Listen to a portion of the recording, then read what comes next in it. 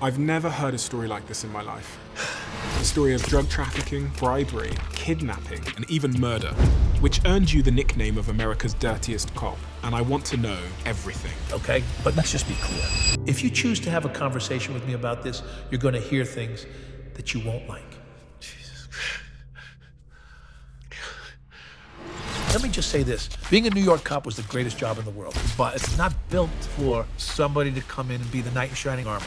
You're working minimum wage. Civilians are against you, and you're directly told not to make drug arrests. Why?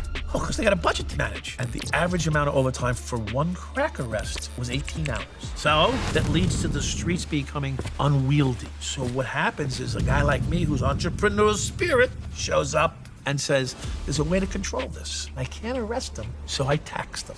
And that escalated. Greed is powerful, bro. But what happens then? You become God.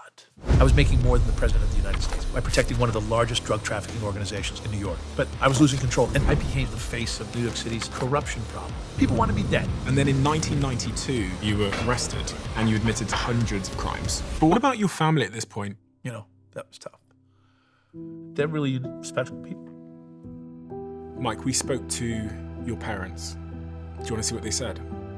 I'm Carol Dowd, and I'm Michael Dowd's mother.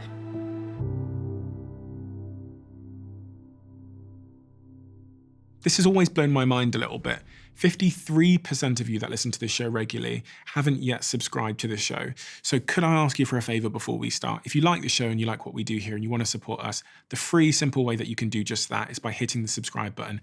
And my commitment to you is if you do that, then I'll do everything in my power, me and my team, to make sure that this show is better for you every single week. We'll listen to your feedback, we'll find the guests that you want me to speak to, and we'll continue to do what we do. Thank you so much. Mike, when people do interviews with you, they often describe you as New York's dirtiest cop. Right. And I watched that over and over again in your interviews. And I wondered as I watched people calling you New York's dirtiest cop, how that makes you feel. Not good. Yeah, and that's a touchy subject, but I accept it. And I've turned it into something where I'm able to maybe chaperone an audience because of it. But it's not nice to hear that. More importantly, it's not nice for your parents to hear something like that. And thank God they're still alive. But, you know, it's not the happy day when your mother sees your name on the front page of the newspaper, I'll tell you that, and for nothing good, you know. And how many crimes did you commit while you were a New York cop? So it may have been thousands, because every time I did something that was inappropriate. So you got to step back for a second.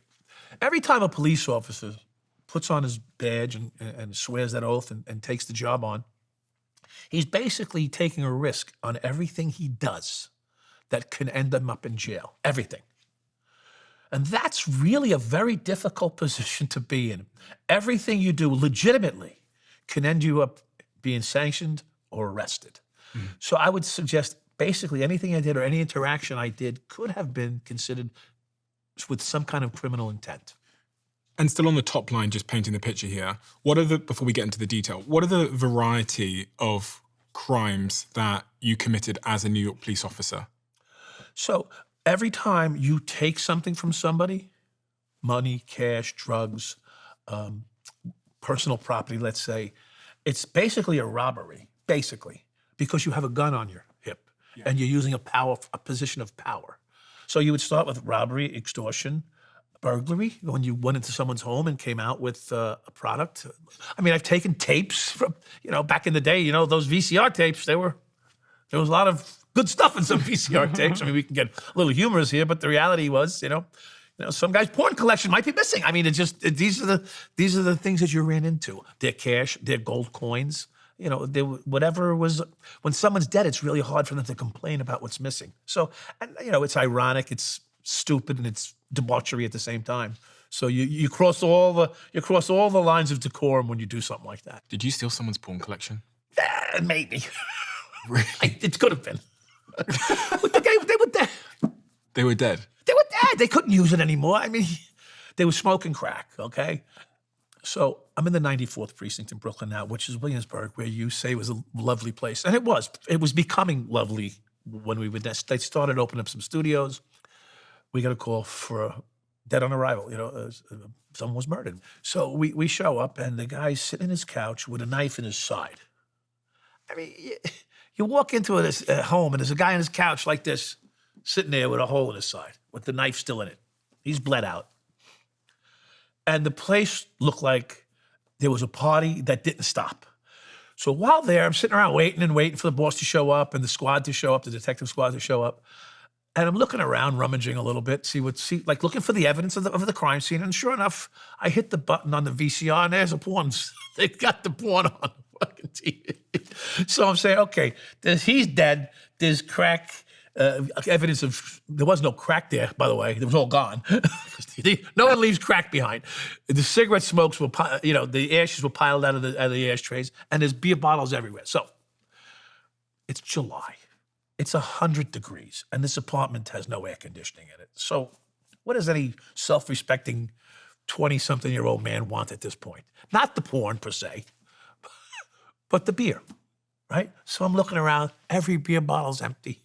And right below the apartment is a bodega, right below it. Like upstairs is the dead guy, and downstairs is the bodega.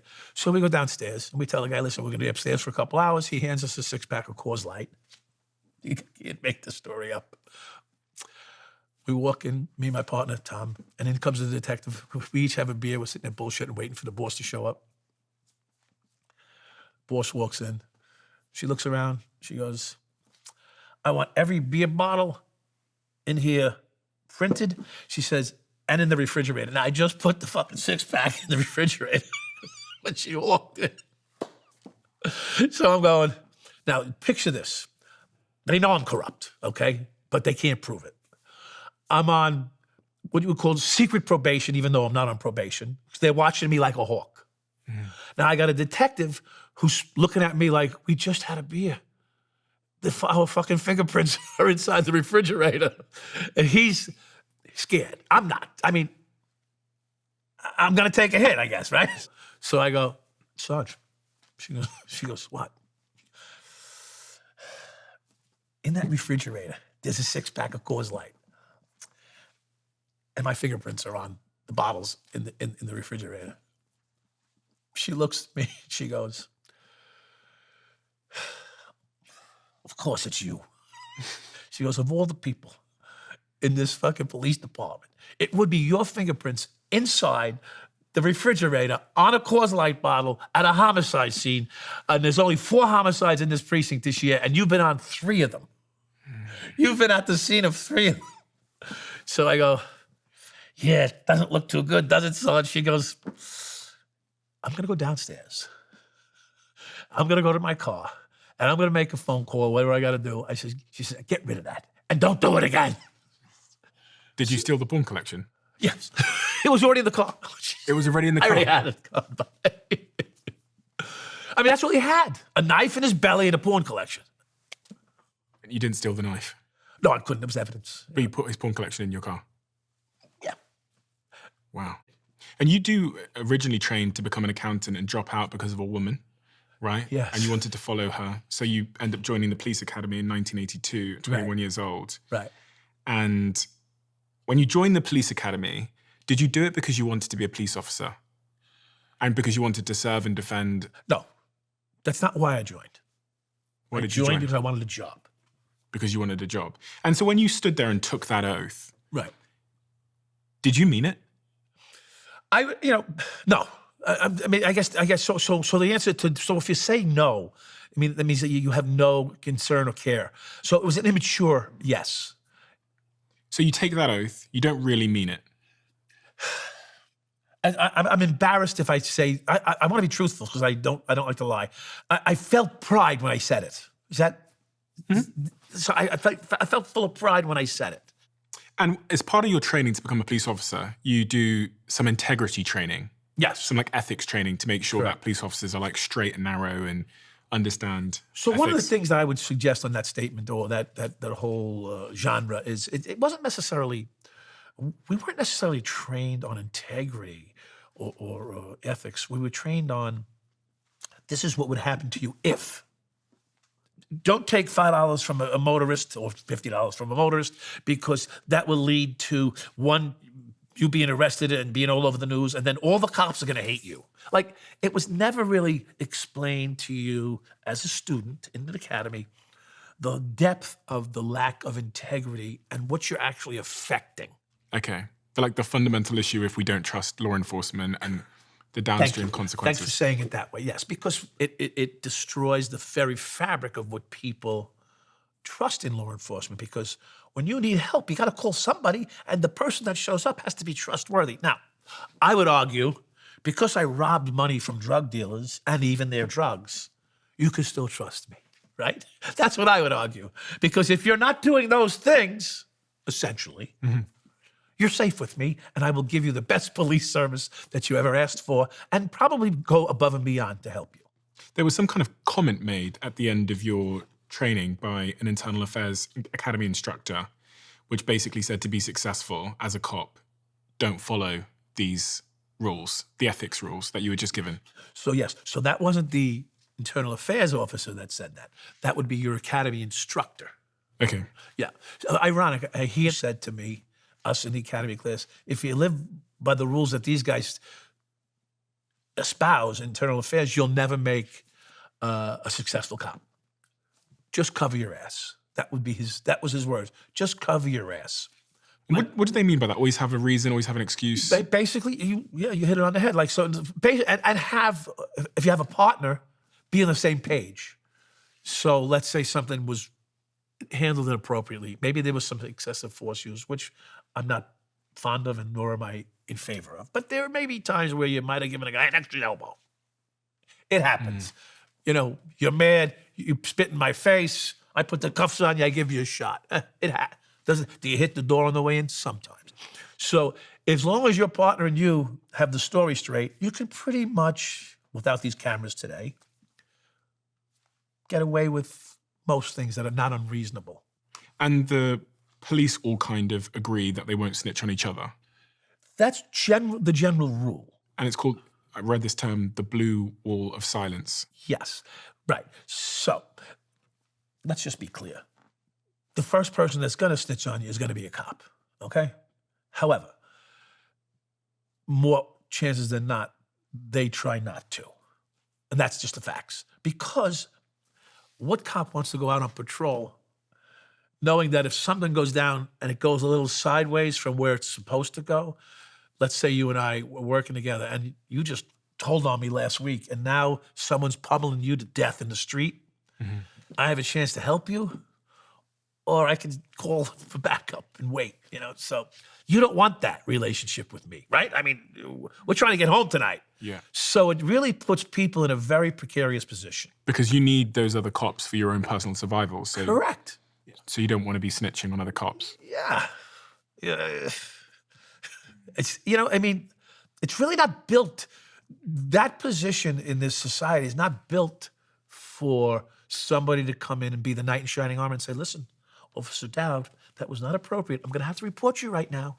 Before he goes to report me, I'm going to either bludgeon him to death because now he's taking my livelihood away. He's taking the food off the table of my family. You don't look at it as like you're getting the guy in trouble. You look at it as you're taking a career, a livelihood, incarceration. I mean, these are the things that can happen. Like I said, the minute you put that badge on, and I didn't get to this, is the minute that the job is looking to take something from you. Like, think about that. A mechanic goes to work and they say, can you get 6 cars done today? I'll try. You got 6, and there's a bonus for you at the end of the day. A cop goes to work and they're looking to screw him the whole time. Who's looking to screw him? The department and the civilians. I didn't like the way he handled me. They make a complaint. Your boss goes, I got the people complaining, Dowd. I'm going to have to give you a shit assignment, or I'm going to have to change your assignment. I mean, the whole time, someone's against you.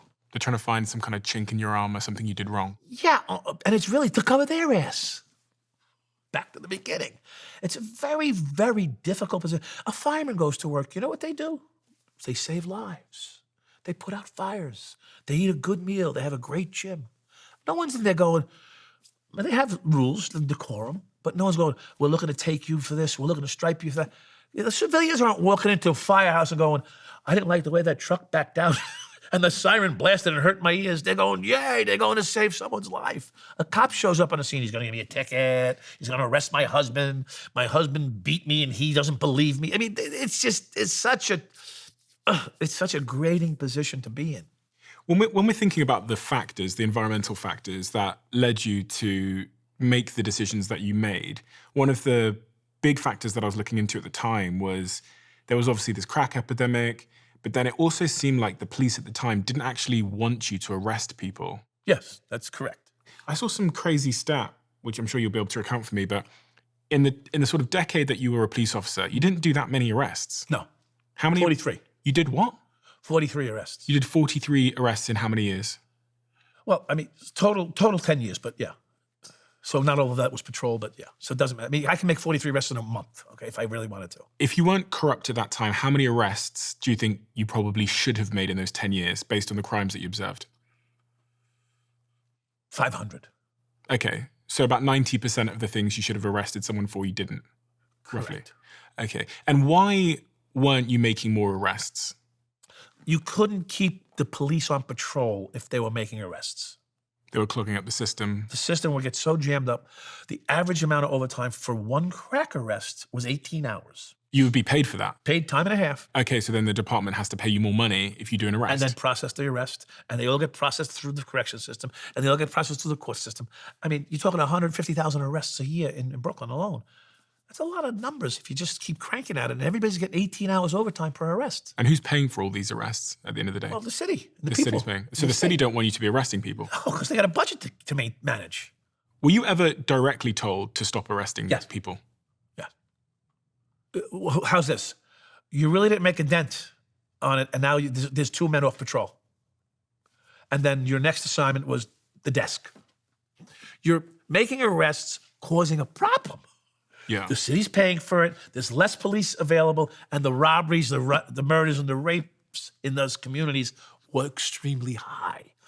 They rather have them sell crack than people getting robbed and raped and murdered. Does that make sense? Of course it does. Yeah, so it's all incentives. I think if you look at any system, you'll understand why people behave they do if you understand the incentive structure. Right. And in your case, if you made more arrests of criminals, then the city would have both a bill because they had to pay cops overtime to take care of the admin work, but also they're going to have more cops off the street, which could also lead to more crime. More crime. Yes. So you were incentivized not to arrest people. Correct. Okay. So what does that lead to? That leads to the streets becoming unwieldy. There's no control. So what happens is a guy like me who's entrepreneurial spirit shows up and says, there's a way to control this. I tax these people or arrest them, one of the two, and I can't arrest them, so I tax them.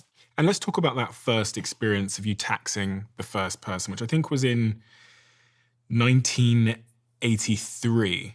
Your starting salary when you joined the police was $18,000 a year, roughly. Yes. And you pulled someone over in 1983. Yes. And that's the first time... That's the first time there was a tax levied. That was the first time you committed a crime, I guess, as a police officer. No, but the first time that I committed an actual money crime, I would say. Yeah. How old are you at that point in 83? 23, 24, yeah. And that was basically, we called it a Puerto Rican mystery back then. I know that I'm famous for saying that, and people are, listen, that's what they called it, all right? Because the guy was from Puerto Rico, and he had no paperwork, no license, or anything like that. And he just bought the car. You'd pulled him over? Pulled him over, no plates. No plates, right. You just came here from Puerto Rico, you got a stack of hundreds in your bag, and I'm looking at him saying, you got like $2,000 worth of tickets, and I'm supposed to take your car from you. I said, but, I like lobster. Leave me enough money for a lobster lunch. This whole thing can go away.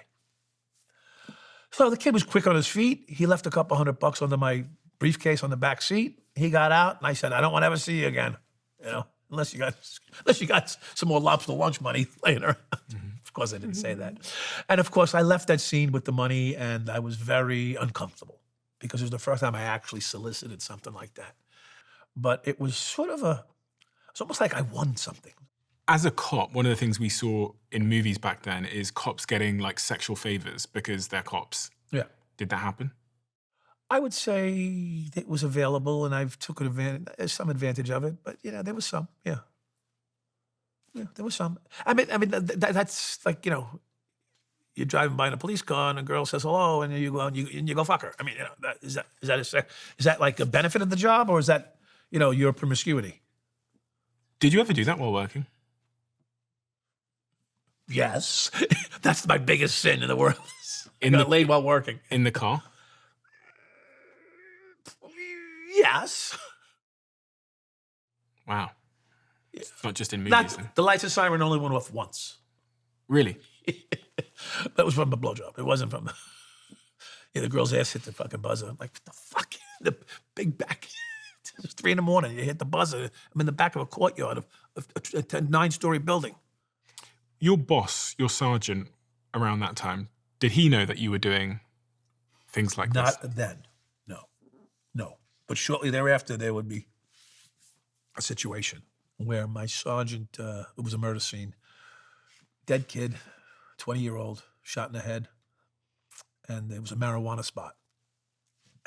There's money, there's drugs, I mean, listen, it's overwhelming when you'll come across these things, and there's a dead body there, and you're entrusted to handle all this stuff, and you're broke. Mm.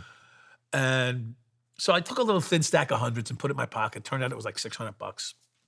And as the crime scene was being processed, in walks my sergeant, Sergeant James Otto. He says, "Is this it?" Like 2-3 pounds of marijuana, which is like this much marijuana. It's a fucking big pile of shit. And I don't know, it was like, $1,500 in cash stacked all over here. He goes, "Is this it?" I go, "Yeah." I go, but I felt like he was asking me too much. So, well, I did have this, and I take out a thin stack of hundreds. And he goes, "Oh, anything else?" I go, "No, that's it." I said, I didn't want it to get full of blood. Later on that night, I run into him at a choir practice, they would call it. He went out bullshitting, having a couple beers. I said, "Sarge, let me ask you a question. What if," and I say, and I come across money, and he said, "What if I kept that 600? He goes, "I was annoyed that you gave it to me." Like, just picture the moment. You're 20-something years old, you're broke. You're coming to work, you're surviving. You're in survival mode. You're out having a couple of beers with your buddies, and your boss, who's got 20 years on the job at this point, so he actually could retire if he wanted to, and he says to you, "If I don't see it, it's yours." He says, "But let me know so you can throw me something later on." It was like the whole vision of this thing changed at that moment.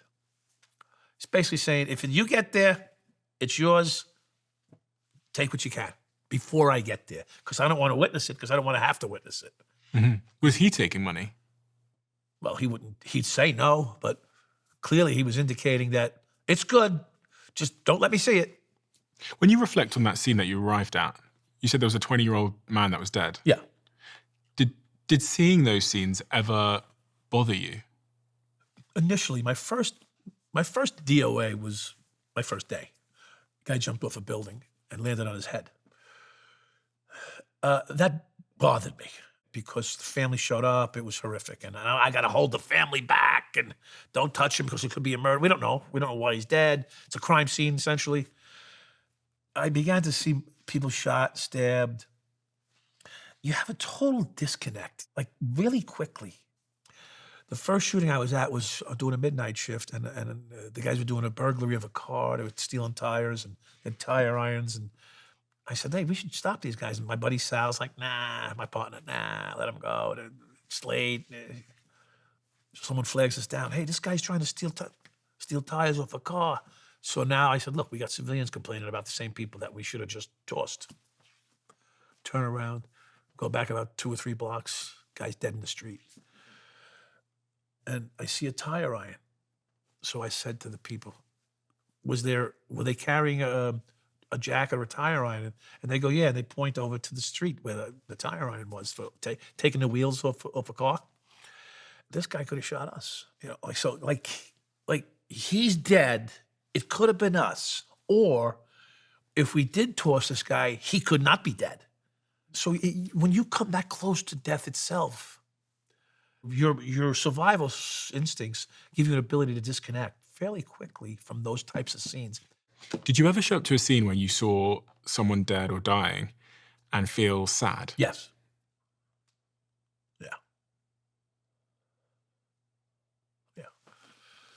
Yeah, a couple of times, but more important, one that strikes me a lot. I was talking to the guy who was going out. I knew he was going to die. You know, it was just he was stabbed in the stomach, and he's looking at me, and he goes, "I'm getting cold." I go, "Yeah, it's going to be okay."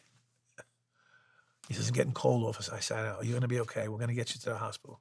You know, the ambulance showed up like 5 minutes later, and he was barely conscious when he got in the ambulance, and he wasn't going to make it, and he died. And that was sad because I couldn't do anything for him. I'm like. You saw a lot of stuff. Why did that affect you? I felt bad because I was talking to him, knowing he's going to die. Like, and one other time I felt really bad. Some guy who was, I guess he was getting laid.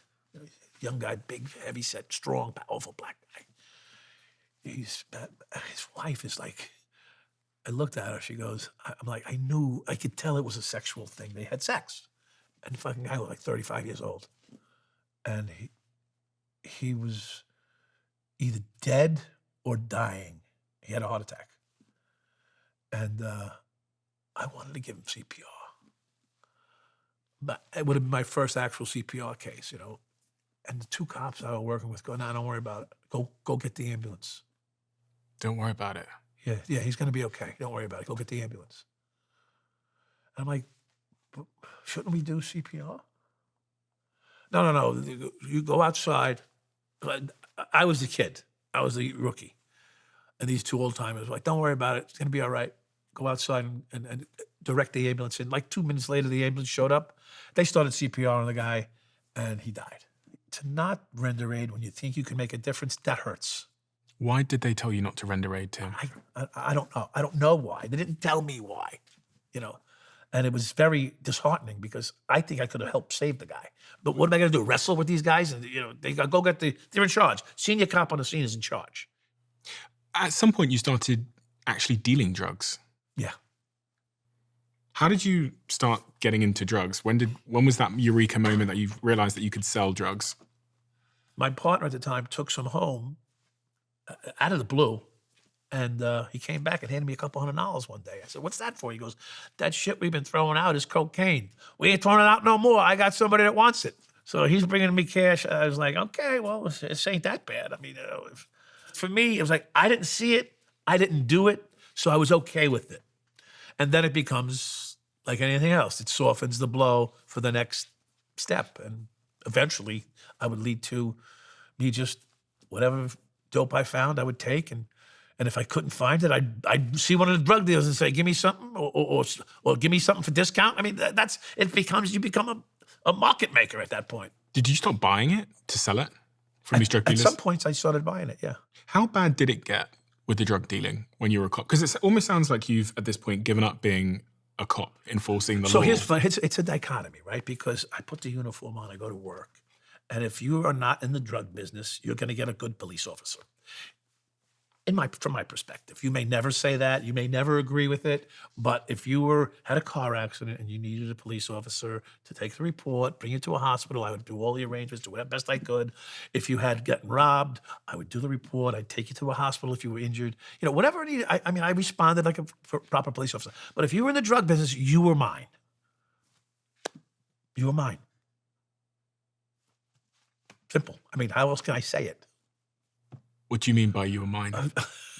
You were mine. I owned you. In what regard? In every regard. Whatever I wanted, you were mine. You could take their drugs. Whatever I wanted. Your car if I wanted it.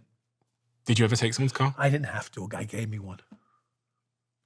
What else? Whatever. Coats, jackets, gold, whatever. Chains. What was your biggest heist as a police officer? They weren't that large. I'd say 40 to 50,000 at one time, which back then was good money. You know, you're talking about 2 years' salary, you know? Yeah, if you're on like $20,000, $30,000, whatever is your salary, getting 40,000 is... Yeah, doubled my salary, tripled my salary, that year. Things like that come along. You know, so there was opportunities. So you would call that a score, right? Opposed to an ongoing thing. Because like, boom, it's there. It's a one hit and a wonder and it's over. Every job in East New York, 9 out of 10 was involved with drugs. You're exposed to it. It's your choice on how you deal with it. You're the boss. You are the boss. You show up, you're the boss. Were your colleagues around you doing the same? The accurate answer is some were. The best description is you would never know. You would never know. I might because I know what's going on. But if you were a cop that was not involved, you would never know. So the good cops wouldn't know that it was happening? They wouldn't know. Because I'm not going to tell you. Now, if you happen to say something to me that hey, wait a minute, something went down there, I'd say, and what do you want to do about it? You want in? I'll tell you a funny story. Ready? We go to the scene. I don't want to describe it because it's lengthy. Long story short, the cops show up. We're the cops, but the cops show up behind us. And they go, oh, that's Dowd and his partner. Leave them alone. And they turn around and they walk away. So the officers knew, just I don't want to see what they're doing because then I'm culpable or responsible for what they're doing. And that's how it became. And what were you doing at that scene? Cocaine and heroin. My partner wanted the guns. I said, what are you going to do with the guns? This money, this is money, that's a gun. And people were dead. So the guns may be connected to the crime. So just... When you showed up at a scene like that, and you arrive there and there's guns, there's money, there's drugs, how do you get the money and the drugs without other officers seeing you? It's funny. Like, how'd you get it out? Did you put it in the back of the police car? So one time I put it in a laundry bag, which was loaded up with heroin and cocaine and I don't know, whatever else was in there. And I happened to be lucky. There was a row of garbage pails along this person's entranceway. As the sergeant was walking up the stairway to investigate the scene with us, to secure it and make sure that everyone's doing what they're supposed to do, I take this bag and I go like this, and I put it in the garbage pail. He comes up to me. I go, Sarge, there's a guy dead in the doorway. They shot him through the eye hole. I said, there's another guy shot upstairs, and there's a bunch of guns and stuff up there. I go, but there's so many cops here, I'm going to go 98, which means I'm going to go back on patrol. He goes, good. Like, good idea. I'm like, good, we agree. So that gets me away from the scene. So now he goes up the stairs. I go back into the garbage pail, pick up the green laundry bag and put it in my car, and I leave. So now I got to go to a drug dealer, get rid of it. And then you get loads of cash. Eventually, yes. And what do you do with the cash? In that specific case, I drove right to my drug dealing friend's place, who had an auto sound city. They put the sound into cars. Mm-hmm. I went right to his shop. I dropped off the dope with him, and he called his buddy that sold the heroin in the area, and so on and so forth. And that recycles back into money. Were you ever scared? No. Should you have been? I should have been more cautious. Did you ever think you were going to get caught? You know, it was in the back of my mind for probably 5 years. Just never left. And thus, you constantly are, your anxiety levels up. Your body starts to go numb. And you wonder, what's wrong with me? What's wrong with you? You're living like 3 different lives. You have a wife, you have a girlfriend, you have drugs, you're a cop, you're selling drugs, you're shaking people down. Everything's just fine. No, it's never good. Do you have a wife and a girlfriend? Yeah, most of the time. And you have kids? At that time, 1. And did anybody know what you were doing at home? I would lay that up to her. But the mink coats and the new cars and the trips around the world, you don't do them on a cop's salary. But you never said it? She knew. Enough. And did she ever give you advice about what you were doing? Stop. That's what she said? Stop. I don't need this. I'd rather have you. Imagine that. That's a nice feeling in a way, right? I'd rather have you and sleep under a bridge. That's what she said? Yeah. Your ex-wife? Yeah. And why didn't you stop? Can't. You can't? You can't. You can't stop that. It's not that easy to stop that. I read the story that someone, a lieutenant, had put a complaint against you for a trivial matter, and you retaliated by reporting them to Internal Affairs for being in a drug house. And then this sort of led to a situation where you received death threats over the phone from that lieutenant. Yeah, I'm working in Coney Island. I was sent to Coney Island to get away from East New York because they knew I was hot. I mean, the story's so big and deep, it's just crazy. The bottom line with him was I end up in a dispute with him somehow. He's a cop. Cop, yeah. And he had a Mercedes-Benz. Yeah. 380 or something, Mercedes-Benz, whatever it was. His license plate on the back of his car said, B. Scott. Less than a month later, about 3 weeks later, I'm out in Long Island, and there's the car. There's only one B. Scott, all right, in New York plate. And I pulled over, and I said to my wife at the time, I said, get a good look at this guy. And he went up into a crack house. There was only one crack house in the whole neighborhood, and that was it. He went up into it, and then he came out. So I left. I went home, and I spoke to my neighbor, who's my wife's uncle, who was a detective in the 102 squad, with 28 years on the job at the time. I said, listen, I want to talk to you. He goes, what's up? I told him the story, the scenario. And he goes, listen, Mike, anything but drugs. You got to turn him in. It was hard for me to do this because now I'm turning on a guy that I know was involved in drugs, and I know what I had done previously. So I call and turn on. They were at my house in 45 minutes. Like, hello? I mean, at my house. I live 45 minutes from them. They were at my house in 45 minutes. They do an interview with me. Long story short, they put a lineup in front of me. I picked the guy out. So later on, within a week or so, I'm getting phone calls to my house at 2, 3 in the morning. But it's every day. It's going on every day for about a month's length of time. So finally I go, what do you want, bro? Enough is enough. I'm fucking your wife every time you go to work. I'm fucking her. No. Oh, really? Yeah, she gets off the train in Long Island Railroad, and I pick her up, I bring her home, and I fuck her. Oh, okay, thank you very much. I said, well, why don't you come by and we'll straighten it out right here, you and me. He goes, why don't I put a bullet in your fucking head while you're standing there in front of the window? So he could see you? I don't know. Did you plot to kill him? No. Why would I plot to kill this guy? Well, because it sounds like he wants to kill you. Well, that's different now. But I didn't, because I didn't know who it was. It took me years to figure out who it was. But in the interim, I ran into him again. I essentially arrested him without arresting him. I gave him summonses, which is an arrest in a way. And he was so pissed off. He made a complaint against me, and he was at this point he was suspended. Oh, so he was a civilian when you He was suspended. He was an officer on suspension. Okay. And he was suspended for being the gun in a drug case in Harlem. He was the collector in Harlem for a drug organization. It turns out. What's a collector? He was the strongman. So if you owed money to a drug organization, he went out and collected it. Oh, okay. So he was a police officer who had a job collecting money for a drug organization in Harlem. You met a guy called Baron Perez. Yes. Who's Baron Perez? Baron Perez is the guy who owns Auto Sound City at the time. He was what you call a middleman in any deal in Brooklyn. So he ran a car shop, which was a front for a cocaine. He was not a front. He ran a legitimate business. But in his business would be all the dealers in Brooklyn would come in. And is that where you met La Compañía? Yes. What is La Compañía? La Compañía was a Dominican drug organization that ran small nickel and dime spots throughout the city, lots of them, like dozens of them. And they were basically based out of bodegas. And you were a cop at the time when you met them? Yes. And they're one of the most powerful drug organizations in New York City at the time? At the time, yes. But they were street level mostly. They had their own organizational structure, but they dealt with all the street level bodegas.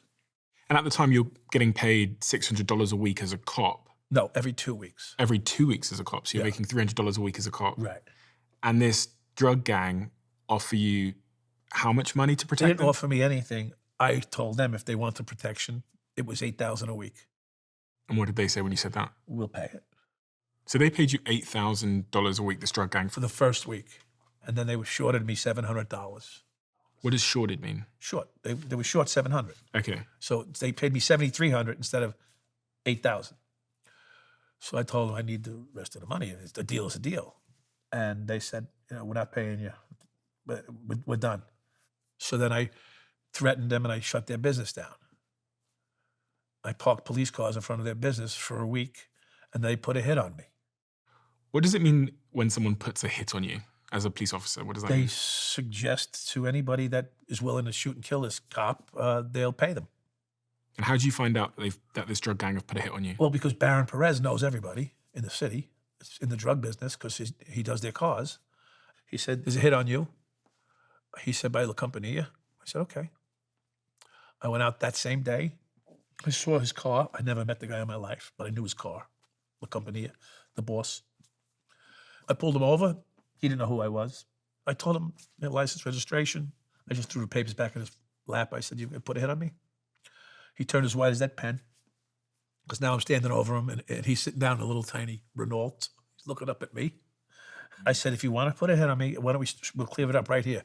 I'll let you get out of the car, and we'll do 10-pace walk-off. You turn around, I'll turn around, and we'll shoot it out. Did you mean that? I meant it, every word of it. You don't say something you don't mean when you talk about guns and weapons. What if he said yes? It was on. I wasn't going to not. I wasn't going to not let him. Were you not scared? I was crazy. I don't know. I didn't think of fear. I always thought I was going to win. What did he say? No. I said, well, you take the hit off. My pager went off 20 minutes later, and he said, the hit's off. I don't want to do any more business with you. There was the $700. Please leave us alone. So you got your $700 in the end? Yeah. And that was the end of your relationship with them? With La Compañía, correct. At some point after that, you met a guy called Adam Diaz. Correct. Who is a much bigger Dominican drug dealer. Correct. Adam was, 2-3 levels above them. He was like the guy that gets to 1,500 kilos and distributes it out. And he's making $1 million a week, and he's selling, $50 million a year in cocaine? Correct, yeah. How did you come to meet him, and what was the arrangement? Through Barron, the same way I met La Compañía. Through that car shop? Yes, correct. And we had a nice sit down, him and I. We had a discussion. I said, if you want to talk to me, you bring $24,000 in cash. I don't know why I didn't say 25. So he agrees he wants to talk to you? Yeah. And what does he say He in that agrees to the meeting? meeting. We sit down, and I explain to him what I can do. What can you do? Nothing, really, but I make it up. What did you say? I said I can surveil your buildings and your locations, and if I know of any impending raids, I could give you a heads up. I said, but one thing I did say to him, and I'll say it to the camera, if anybody gets hurt, I'm giving myself and you up. I said, because that's not what this is about. We agreed to with the terms. I'll do what I can for you. I said, I can't promise you anything, but I will do what I will do for you is the best that I can. So, Diaz started paying me $8,000 a week. Listen, I'm now making $8,000 a week, split it with my partner, who didn't deserve any of it, but whatever. And, it was more than the president of the United States at the time. I mean, that's a pretty powerful feeling for a civil servant cop. So you couldn't really do anything for him? Very little. You could do very little for him, but you promised him a lot. Yes. And I actually performed for him. So he originally paid you $24,000 for the conversation. Just for the conversation. Correct. And then he paid you $8,000 a week. Yes. Wow. And there was a particular time where you did actually save him some money. More than once, yes. I probably was involved with him at this point for about 3 or 4 weeks. I was able to pick off a pending raid that I didn't know they were going into his store. But I knew there was a raid going to happen. So I walked into the store, picked up 2 Heinekens, walked up to the counter, opened up the Heinekens, and told the guy behind, I didn't know the guy behind the counter. I go, shut it down. Shut it down. He looks at me, I go, shut it down. He don't know me, I don't know him, but he knows. I walked outside, and I say within an hour and a half, they were hit with a team of 30, 40 narcotics detectives. And I don't think they found a gram of salt in the place. And there was another occasion where you saved Adam Diaz. Well, that's when they got the robbery with Coke and Franklin. So Franklin and Coke were the local bandits. They robbed all the drug dealers because they were just straight up killers. They didn't care. And they went to his spot. And they're not going to kill you if they don't have to, if you give up the shit. So the kid walked him upstairs, Elvis was his name, walked him upstairs to the apartment with all the drugs and all the money in it. And they gave as much as they could up. And someone called 911. And I hit Mach 1 right down there, and I pulled out. It was the first car on the scene. I jumped out, and Elvis is telling me, yeah, they just robbed us. So I shut it down. We're on the scene, no further. I think it's a 90 X-ray, which means it's unfounded. So that would stop the police approaching the location. Basically, I have the scene closed down. There's a guy upstairs, the cops are upstairs taking shit out, like cash and drugs. The thieves couldn't get it all. There was just too much. I go, what are you guys doing? It's just crazy how this happens. They go, I go, listen, do you have a search warrant to go in that house? The young cop, I'm a senior guy at the scene. They go, no. I go, so what are you doing? And you can't just go in there and take the shit out. Technically you can't, but you can because it's an exigent circumstance. You're allowed. Mm-hmm. So they got bags of cocaine and money. So I got the cops to put the cocaine and the money back in the fucking house. Don't ask me how, but they did it. A quick word about our sponsor, LinkedIn. Money and time are two of the most valuable resources in business, as you'll know. And when used in the right way, they create monumental shifts, but when mismanaged, they hold you back. And this is especially true when it comes to B2B marketing. If your team is spending time and money trying to reach your target audience without any clear plan on how to actually guarantee this, well, I can guarantee you're probably stumbling around in the dark. With LinkedIn ads, you can kill the guesswork and specifically target buyers by job title, industry, seniority, skill, even company revenue. With a network of over 1 billion professionals, you'll find the decision makers, industry leaders, and executives who actually have the power to buy. So if you want to get your business in front of your target audience, visit linkedin.com/diary. And if you do that, you'll get a $100 credit just for being part of the Diary of a CEO community.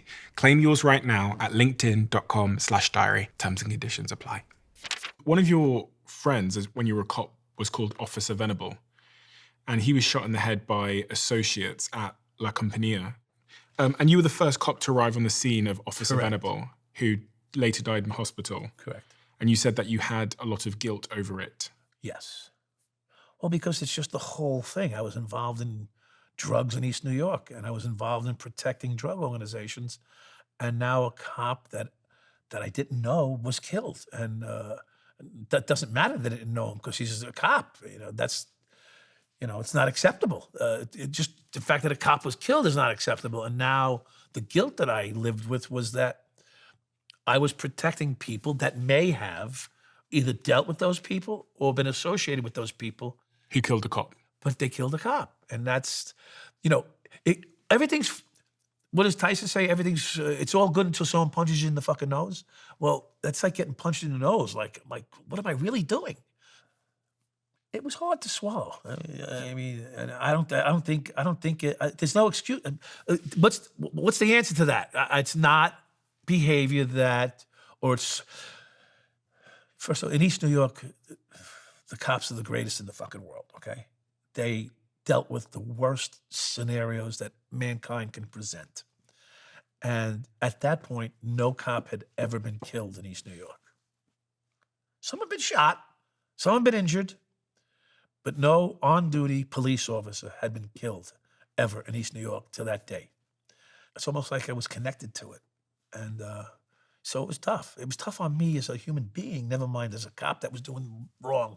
I mean, we allowed them to stay in business. Even though there was little you could do, the fact that you knew what they were doing and the fact that you partook in some of the spoils of it, you feel that you're directly connected and responsible. When you say you feel bad, how did that manifest, like, literally and specifically? Well, I would say that that's when I really took that turn into drugs and alcohol more deeply. And that's when I ended up probably three to 6 months later, I ended up in a rehab. About 6 months later, I ended up in rehab. Were you depressed? What a cop does, what I did, was I would go in my bathroom, close the door, and read the paper and cry. Now, I don't deserve any sympathy for that. It was my way of letting go of all the guilt I was living with throughout my career as a cop. You would go in your bathroom, read the newspaper and cry? Yeah. Just because it was it was a way to release all the built up, I don't know what the proper word is for this at this point, stress, anxiety, guilt.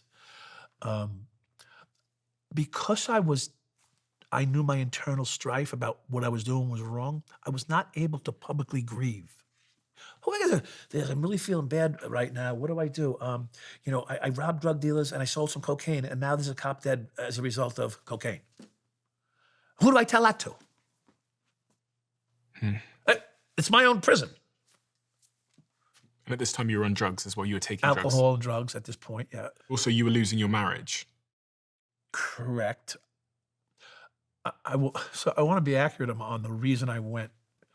Even in spite of losing my marriage and my kids and my house, it wasn't the driving force. The driving force was I was going to lose my job. That was the driving force. At this point, I didn't want to lose the job. I'd rather leave the job on my own terms than lose the job. Who had you become? I became the direct result of poor decisions and the environment that I was in, which I could see looking back at the time. I became whatever was in the environment. I became part of the environment. I was no different than the people that were selling crack cocaine or robbing people, robbing drug dealers, because they all did each other that way. So a lot of people say, well, that's the environment they grew up in. You know what? I can see that. So I can relate to that, you know. It doesn't excuse the behavior. We all know that. There's no excuse to the behavior, but I became the environment I was living in. If I'd asked your wife at the time, what's Mike like as a human, what would she have said to me at that point when you She probably would have said he's a lost soul and an asshole. I wasn't a nice. You become God. Like you get the God complex. Like you feel indestructible. But you see yourself declining. Like it's the weirdest thing in the world. You know you're going down a rabbit hole, but the whole time you have this false armor on. What's the rabbit hole you were going down? Drugs, alcohol, women, violence. You know, violence is coming. You know, I mean, you're turning into a violent potential killing machine. I was going to become the exact thing that you would have said you don't belong in the street ever in your life again. And you went to rehab, and when you're coming out of rehab, your intent is to straighten up your life? When I came home, you know, it was an eye opener because I thought, great, I'm going to get a fresh start. It turned out that when you become a straight-laced guy, when you've been known to be corrupt, the process of getting to become a police officer in full respect is very, very difficult. It may never happen. So in my case, because I tried to do the right thing, and I'm not trying to shift responsibility because it's always your own responsibility. Because I was trying to do the right thing, cops got nervous because this isn't the guy we heard about. So that means he's here to set us up. So when you came back from rehab, they thought you were working as an informant, potentially? Correct. Yes. Very well played. Yes. That's what they thought, that I was now working for the man and I was here there to get them. And what did that mean in terms of how they treated you? So they would shun me, not want to work with me, not want to partner with me, not want to back me up, not invite me to any social gatherings. So I was basically an outcast now. I went from being the guy that ran shit to an outcast. And what did that mean for you as a cop? Well, it meant that you were isolated. Yeah. And that you had no camaraderie. You didn't have the reason that you enjoyed being a cop because you had brotherhood, camaraderie, safety, protection, like any organization that you belong to, you know? And I basically didn't have that anymore. And that affected me in my decision-making going forward from there. So I just couldn't stay stopped. It's like being an alcoholic. You can stop, but you got to stay stopped. How long were you in rehab for? 2 years. You were in rehab for 2 years? Yeah. Not locked away in rehab, but on what they call modified assignment for 2 years. Okay. And you tried to resign/retire from the police on disability at one point? Well, I was hoping that they would offer it. Right. Yeah. Messages were being dropped, this guy's no good, and they're going to arrest him soon if he continues on. You know, the words to me were, you're going out one way or the other, and it's not through disability. You're either getting arrested or fired. Someone looking at the story would probably go, why didn't you, if you knew that they were onto you, if you knew that they were investigating you, following you for months and months and months, why didn't you just stop? You know when the kid goes into the barn and there's a pile of hay and shit and manure, and someone tells him there's a diamond ring in the middle of that pile of shit, and the kid gets a shovel and he starts shoveling, looking for that diamond ring. That's who I am. I'm that guy looking for that little diamond in that pile of shit. I'm an optimist. You thought it would all be okay? Listen, I was in prison I was sentenced to 14 years, which, by the way, was a pretty fair sentence overall, I guess. And every day in prison, I thought the next day I might go home. And I did that for 12 and a half years. That's how powerful the mind is. I was born in 92. And in 92, that's quite a significant year for you because this is the year you were arrested. Correct, yeah. What happened that day? Take me into that day when you were arrested by the police department. So it's 92, the day after Rodney King riots, May 4th, May 5th. I had just made a deal with Kenny Urell, my ex-partner, who was in a cocaine business with him, his wife, and his friends at the bowling alley. Kenny Urell kept calling me up for drugs because the price had doubled. And he knew that if anyone could get it, I could, and I did. So I got him a couple of packages of cocaine, let's say 3 or 4. In the meantime, his phones are tapped because he was the target of an investigation on Long Island. The following day, I'm driving around and our radio's extremely quiet. No one's called. 9-4's quiet anyway, the Williamsburg area, but really quiet for the last 2-3 days. And I'm getting a little suspicious. I just picked up a package off with Kenny. I pull up to the station house and I see a car there that looks strange. And I see 2 guys in the front seat. I walk into the station house, my partner, and the desk officer, he points, he says, the captain wants to see you. In walks these 2 guys that were in the car, that were out in front of the precinct with their badges out, Lieutenant so-and-so, Internal Affairs, we're taking you for a drug test. And sure enough, went downstairs, got changed. I couldn't even get changed. I couldn't get my clothes off. They were so close to me. I couldn't bend my knee. It was like right up my ass. I'm like, excuse me, guys. I said, am I under arrest? They go, no. Are you sure? Because you're awfully close here. Anyway, they put me in a car. I get in the back of the car. I said, I got to smoke. I got cocaine in my pocket now because it's in my clothes. I couldn't take it out and leave it in my locker with them standing there. I go, you guys, can you open a window? I'm smoking a cigarette, like I'm chain smoking. Yeah, it's okay. We'll be all right. Are you sure you guys are going to choke out? No, don't worry about it. I'm trying to get the cocaine and throw it out the window.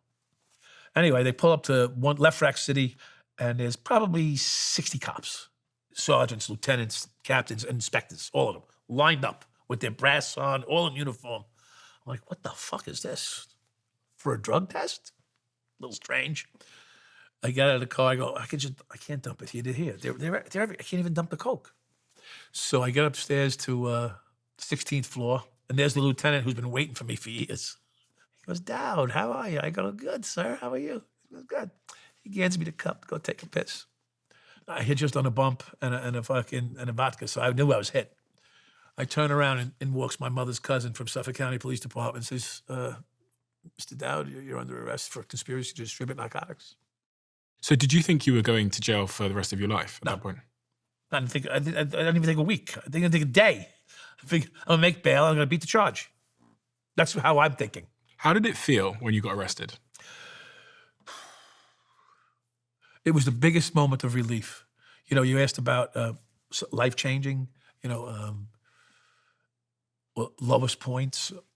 This was the best feeling in the world, almost. Like,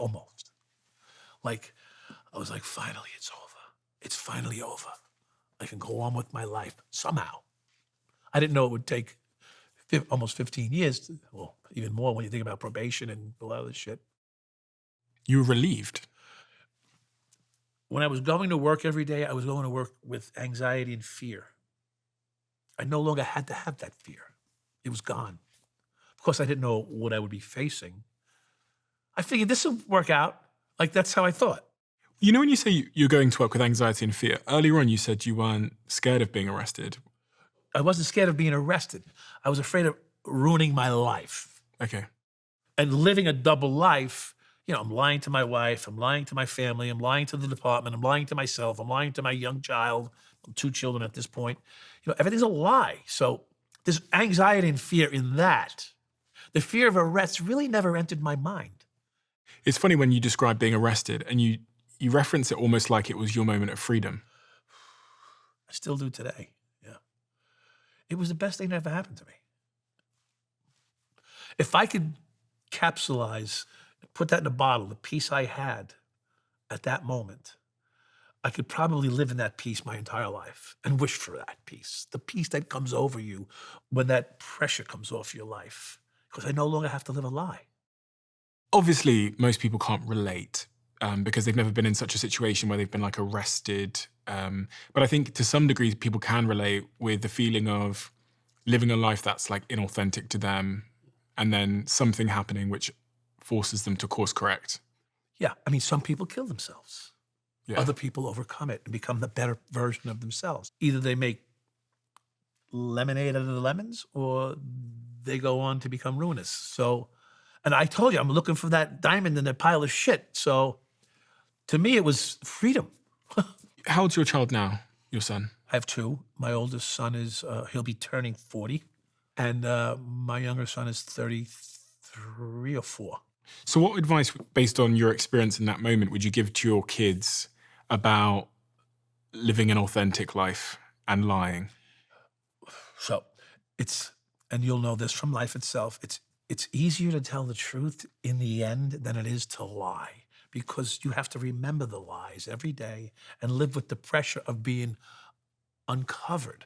So accept the hard knocks that come along with living honestly, and you'll turn out to be a better person. So part of my lesson is, if you don't have any bumps in the road of life, you really don't know that much about life, right? You have to learn how to overcome adversity. So go ahead, live a good life, do the best you can.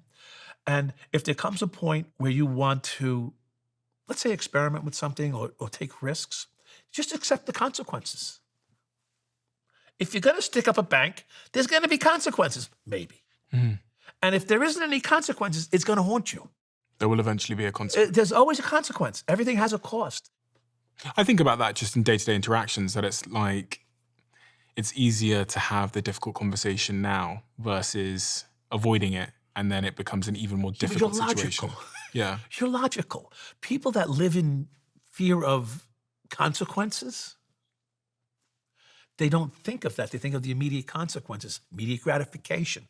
Guy wants to get high because he wants to feel this now.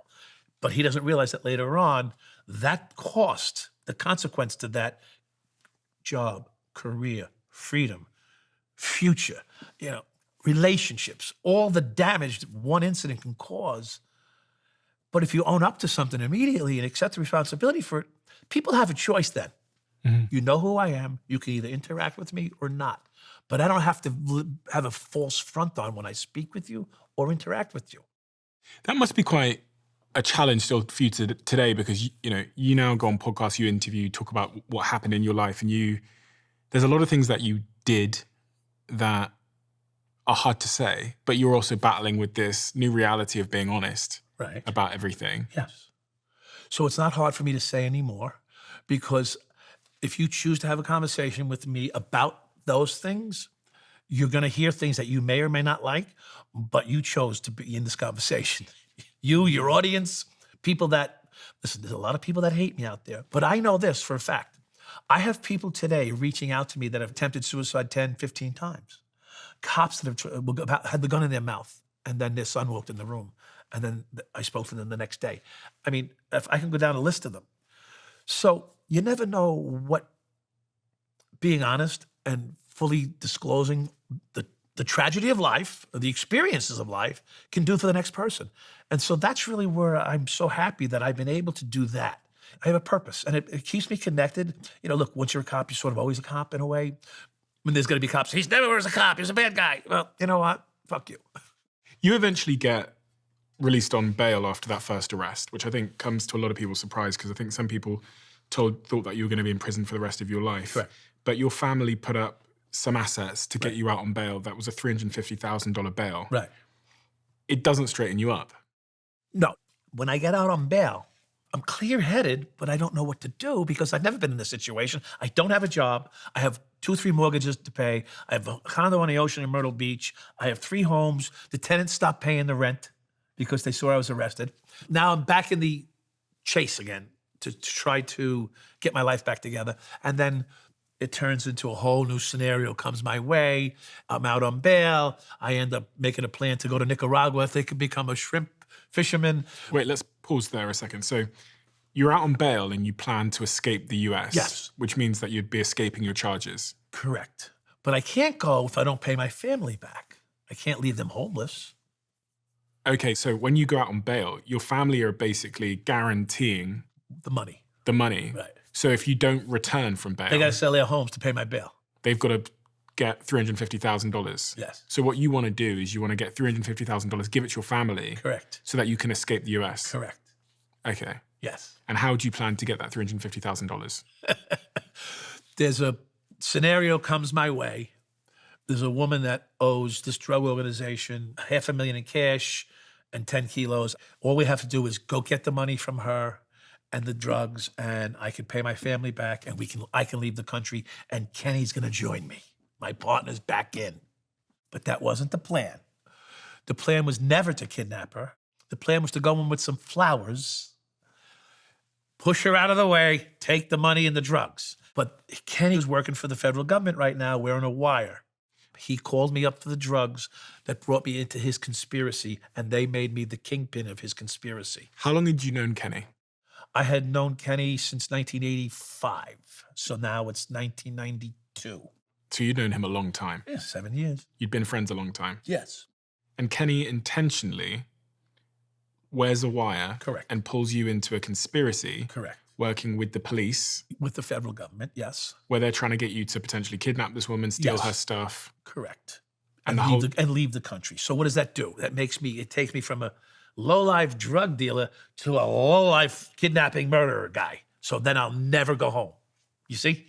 You see how they're good. They're good.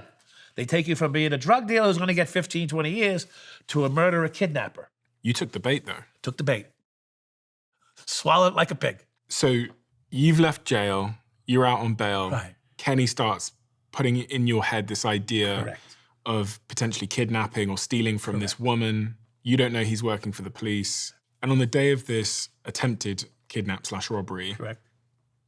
you're arrested. Correct. Again. Again. And how does it feel the second time you're arrested? Relief again? No. Now I'm angry. Now I'm pissed off. I'm pissed off because you got to realize, I'm a rat in a corner trying to get out.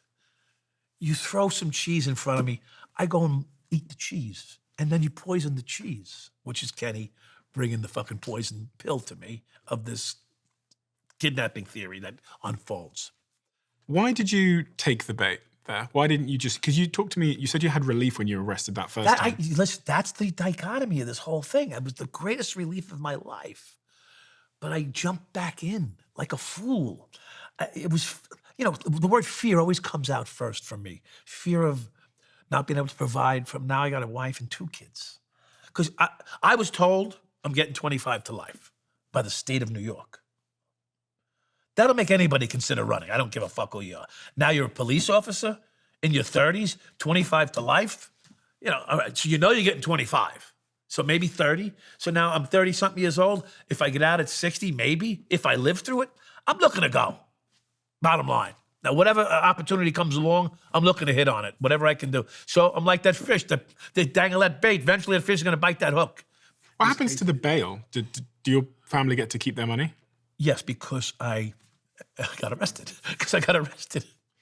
Eventually, you're convicted of racketeering, which is basically an organized crime scheme and conspiracy to distribute narcotics. Right. You served 12 years and 5 months in prison. Yeah. That day you went to prison, if I'd asked you, how long do you think you're going to be here, what would you have said? So when I was sitting there waiting to get sentenced, I'm thinking I'm going to get 7, 8 years.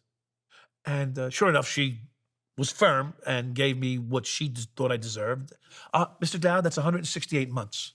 So I'm going, what the fuck's 168 months? And she knew it. She goes, that's 14 years. How did you feel when you heard that? I was devastated. You don't know how you're going to react. I was pissed and devastated, and I got to survive this. Like, now you go right into survival mode. I got to survive this. And how am I going to do that? People often think if you're like a cop and you get sent to prison, that you're going to have a really hard time. You are. Did you have a hard time? Yeah. But I was fortunate enough that, see, I went to prison as basically a racketeer, right? So, and I worked with the Dominican drug gangs. 30% of the population is Dominican/Puerto Rican/drug dealers in that realm. Then you have your street peddlers, which wouldn't be the same level. And then you have your white-collar guys and your bank robbers. So I was a cop sentenced to prison. I wasn't sent to prison as a police officer for violating human rights, for beating and abusing individuals. Yeah. I was sent to prison for doing what everybody else in there was doing. So the landing was a little bit different for me. Now, don't say it was not easy. I didn't have people opening a welcome mat for me. But there were some people that were kind, and that helped made my bid go well. No matter where I am in the world, it seems like everyone is drinking matcha. And there's a good chance that that matcha you're drinking is made by a company that I've invested more than 7 figures in, who are a sponsor of this podcast called Perfect Ted. Because they're the brand used globally by cafes like Blank Street Coffee and Joe and the Juice and many, many more. Not only can you get Perfect Ted matcha in cafes, but you can now also make it at home. Much cheaper. In seconds, using our flavoured matcha powders that I have here in front of me.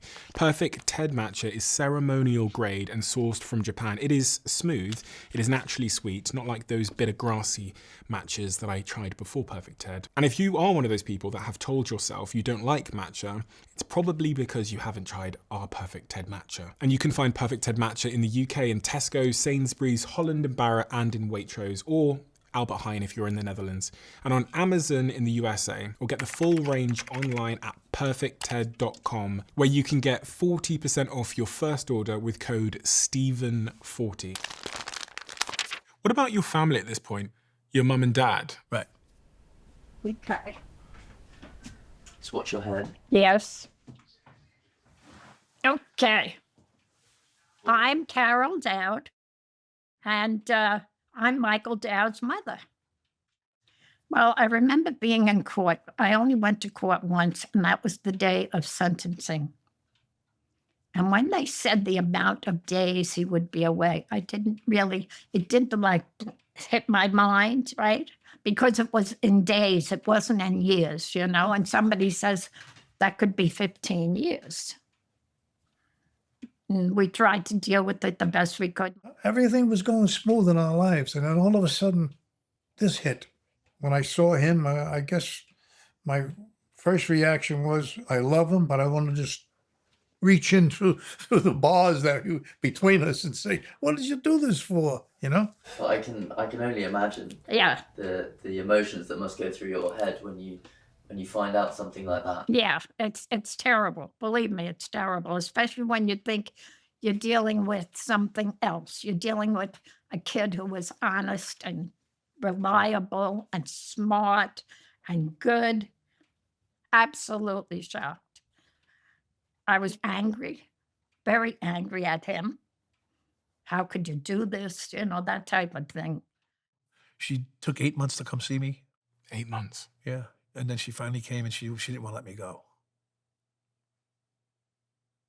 That was tough.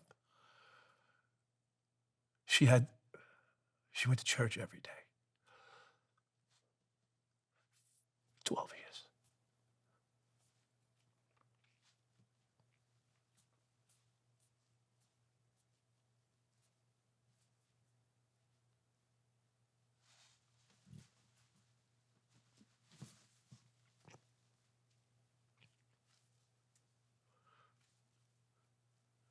She's 84.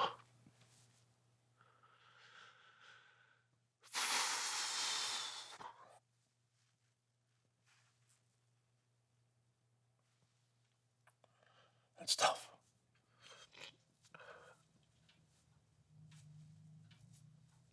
Yeah. Okay.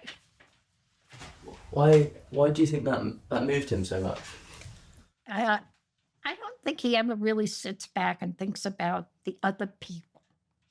The other people in his life, his father, his mother, his family. It was all about him. It wasn't about anybody else around him. How does that make you feel when you see him? It made me feel glad that he felt sorry. Because he never really says this in front of us, but it made me feel glad that he remembered that I went to church and prayed for him. He had good parents, believe me, and I don't know why this happened to him. He was a skinny little kid on the corner with a police uniform on, and the authority, I guess, went to his head. I'm not sure. She's always Mom was always the weather vane of what's right and wrong, right? I fought with my mother my whole fucking life. Because she always kept me on track, tried. Bastard. Yeah, she's tough. She's still tough.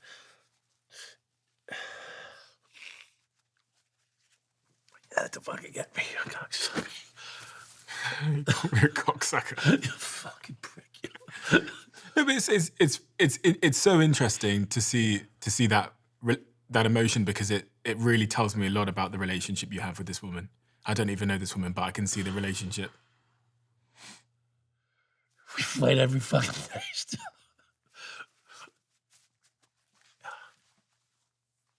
My father leaves the room, but we get to, he's like, you guys are always fighting. Oh, that's what your mother does, you know? Because she's the one who keeps you to the mat, you know. She puts you on the mat. My father, it's okay, we'll get over it, you know. But my mother, she holds you to account. Mother holds you to account. But she loves you still. She went to church for every day. Every day. I never knew that. I never knew that. I only found that out like a year ago. I'm home for 20 years. She only told me that about a year ago. What? Why does that move you so much to find that out? She went to church every day when you were in jail. Because my mother's not very lovey-dovey. I am. She's not. And because my father was, you know. But, you know, when you're raised by, my mother was raised by nuns, you know, very cold and calculating. You never knew she had a heart. I mean, for someone to go to church every fucking day. They must really love you. I guess it speaks for itself.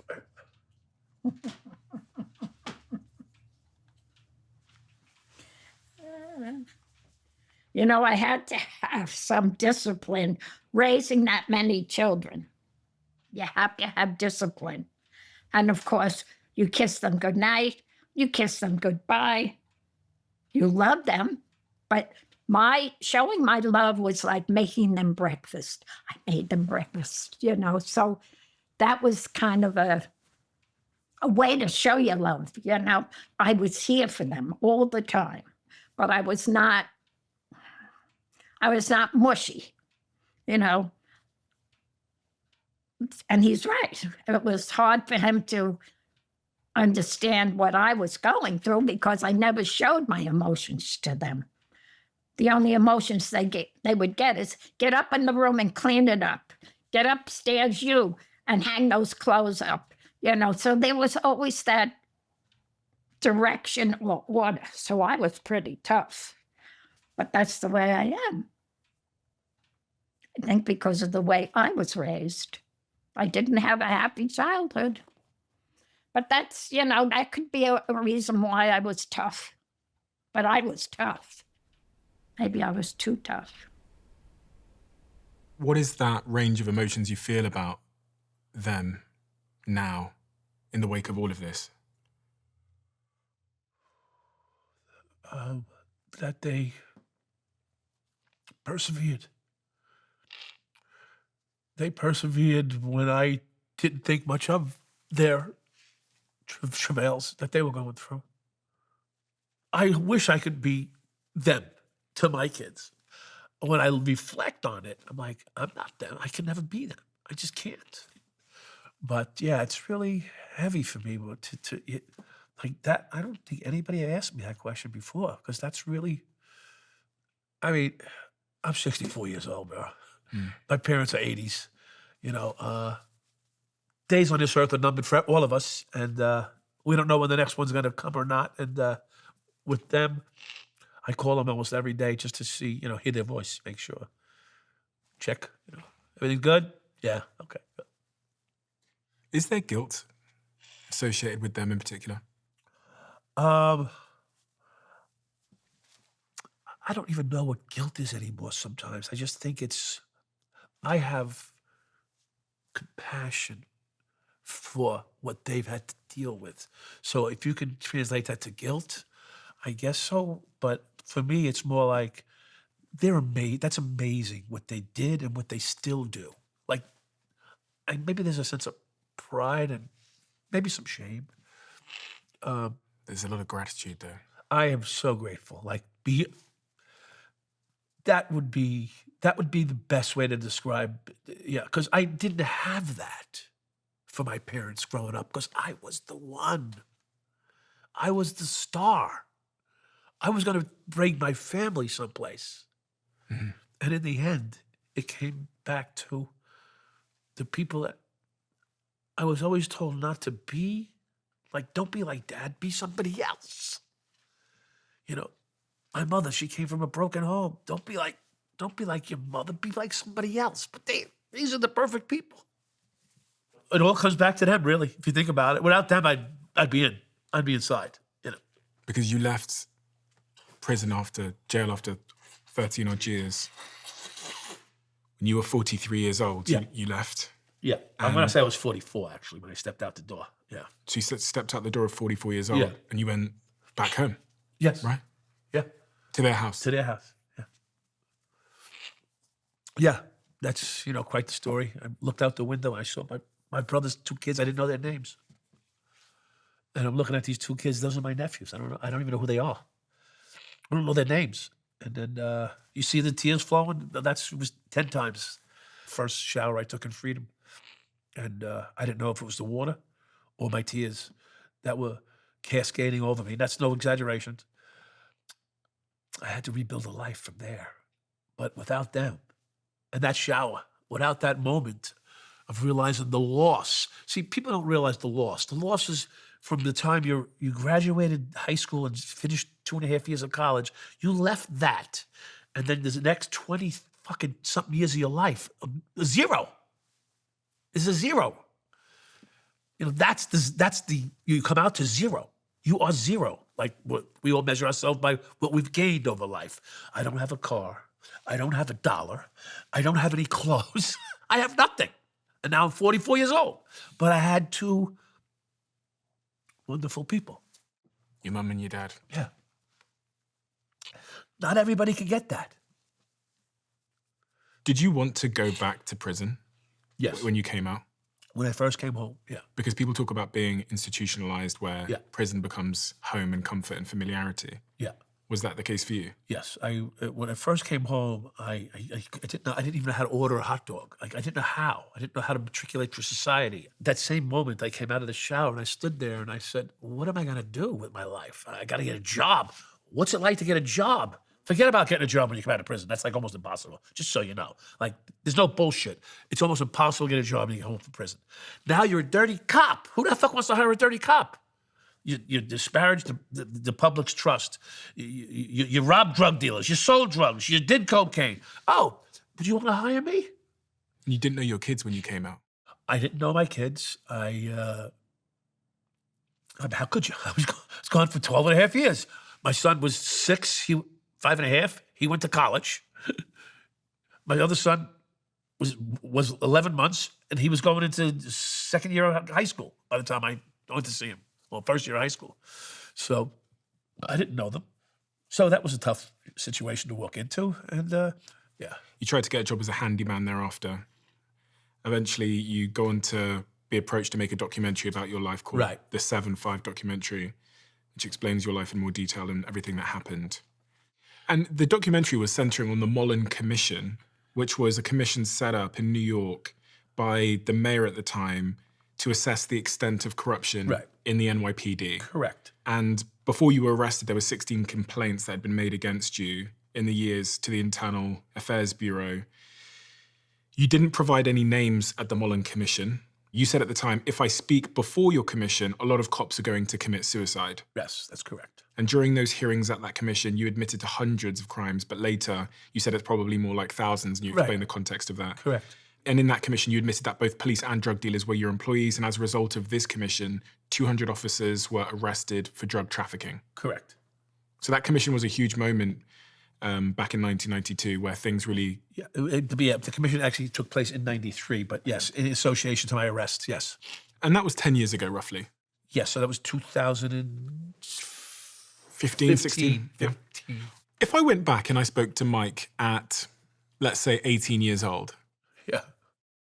what was like the most important thing that he needed to hear that he didn't hear? What would you, if you could teleport back now and whisper in his ear, Yeah. what would you say to him? Yeah. Well, maybe I would. I'm proud of you and I love you. You know? I'm proud of you and I love you. Yeah. It's simple. 2 words. Why did he need to hear that? What would that have changed? Well, because we never know that we're doing enough. And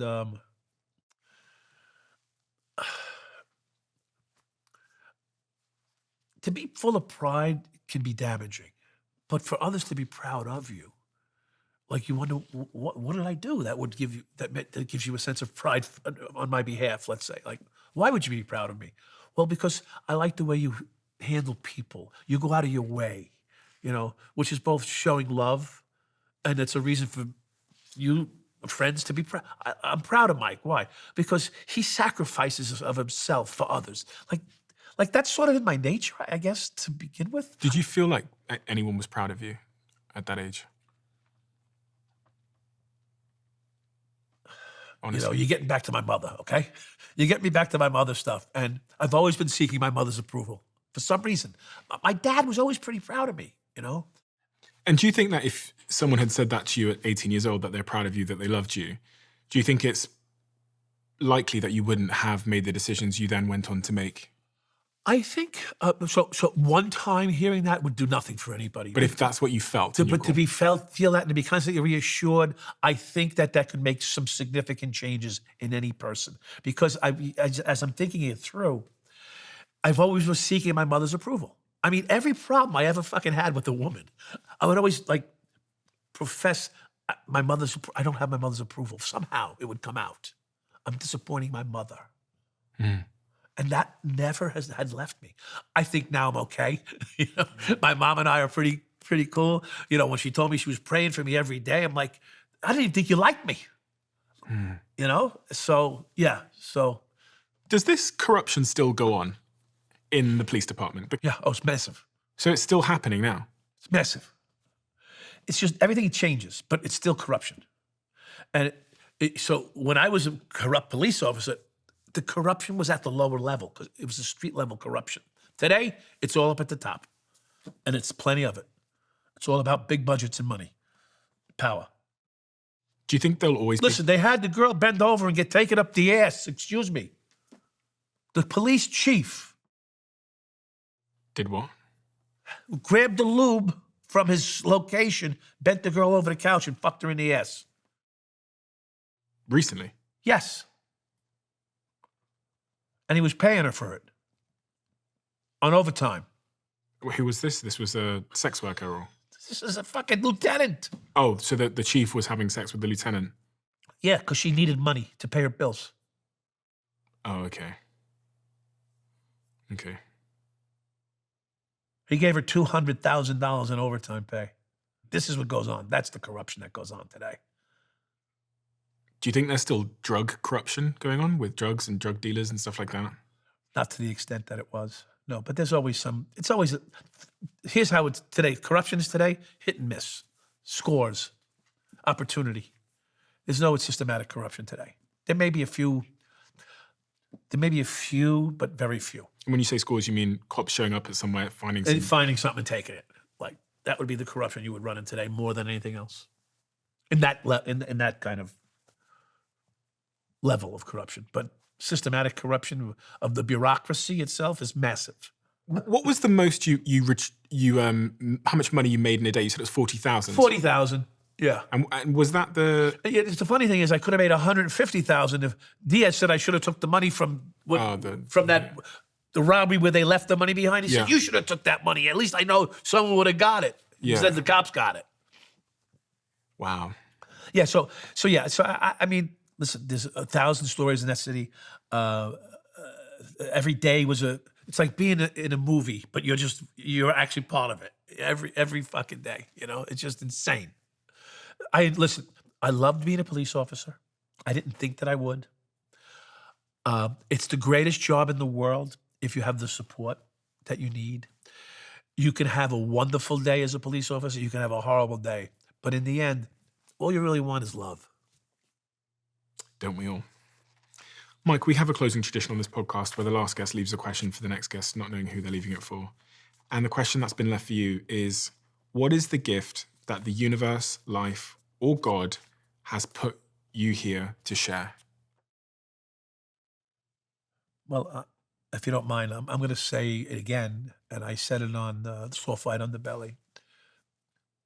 Just everybody needs more love. Just love each other. Listen. Just listen to your friends. Listen to your neighbors. Just listen. Patient. Love. Why? You'll find that we have more in common than we don't. Mike, thank you.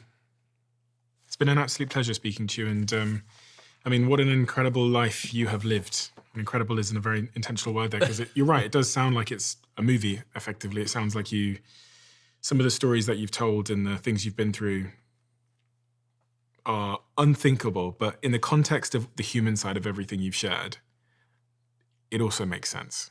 You know, we go through experiences in our lives and we can kind of take one or two routes, and that the experience you went through, the love you did or didn't have, the words that went said or unsaid, can take any of us in any direction. And even me sat here today, there were moments in my early life where I remember a friend turning around to me and saying to me one day, he said, "You're either going to be a millionaire or a criminal." He was one of my best friends. He was my friend Joe. I remember exactly where I stood when he said it, because I knew it was the truth. Yes. Like, I knew it was the truth. I knew that effectively I was so desperate to be successful that desperation would take me to great lengths. And those great lengths, especially when you're a young man and you don't understand consequence in the same way, those great lengths can trip you over any kind of moral barrier. Fortunately, I was really scared. So I was like scared of... That's a lesson. Yes. Yeah, I was. And there was early parts of my career where I was offered opportunities to go in a certain direction, especially when I dropped out of university. And they explained to me, you know, the situation. And I was too scared to take them up on the offer. And actually the path of least resistance for me was going into business and building businesses and doing those kinds of things. But it all stemmed from an underlying, probably insecurity, but also fear, yeah, and desperately wanting to live a better life. And kind of like what you said about your parents, desperately wanting to be more, you know? If you think about business and entrepreneurship as well, it is like self-punishment. So it's like a huge risk, huge punishment, great uncertainty. So to do such a thing, to start a company, to take that big of a risk, there's going to have to be a pretty strong macro tailwind driving force that's making you do that. And a lot of the time, having sat here with CEOs and founders and people that have achieved great success, it's much of what you've described.